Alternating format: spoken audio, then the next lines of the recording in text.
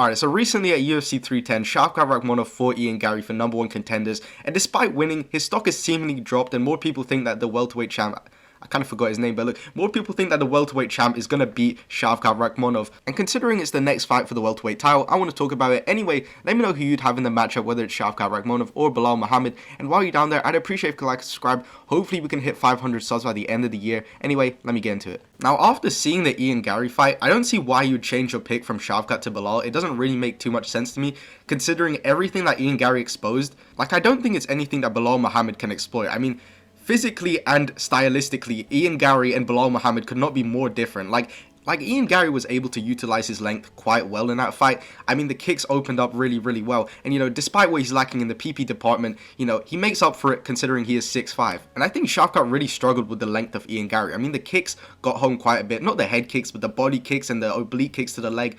They were quite a big issue for Shavkat on the feet. Shavkat didn't really want to press forward.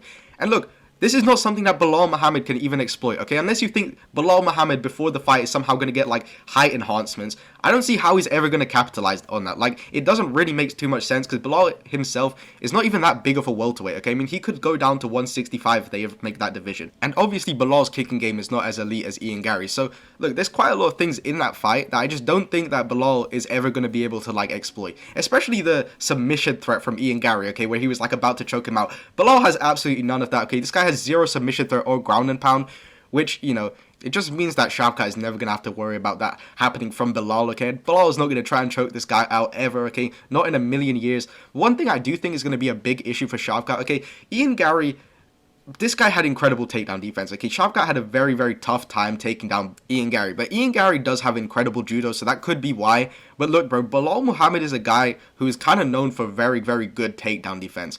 Which, Shavkat, I don't think he was going to wrestle with him anyway, to be honest. I think Shavkat's path to victory with Belal would have been on the feet. But that is, like, not even an option now. Because it's like, Shavkat is struggling to take down Ian Garry. How is he going to take down a guy like Belal, who has incredible brick wall takedown defense, okay? I think he's going to struggle a lot there. But I think Shavkat being able to reverse Ian Garry from the body triangle he was in was actually very impressive. And honestly made me more confident in him somewhat. But, like, look, because Leon Edwards was able to reverse Belal multiple times. I mean, like, he kind of used it not very well, okay, very inefficiently. Like, when he was getting up, it wasn't, for any real purpose. Like, he just got up and then got taken down immediately. Except a couple times where he was able to take Belal's back and, Leon almost choked out Belal and then almost finished him in round 5. I just think if Shavkat does that to Belal, it's going to be way more of a threat, okay? Because Ian Garry is decent jiu-jitsu now, okay? In the MVP fight, it was kind of terrible, but in this fight, it was actually pretty good.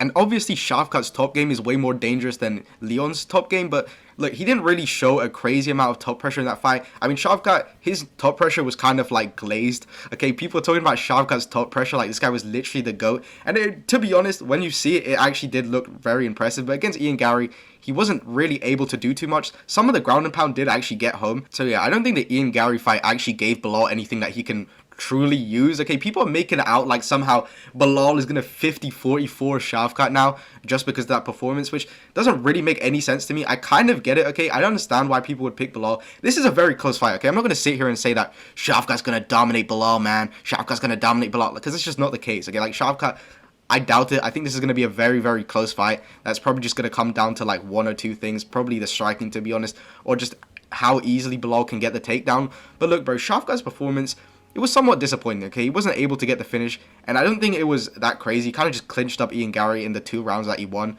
Landed like 1 strike in the first round.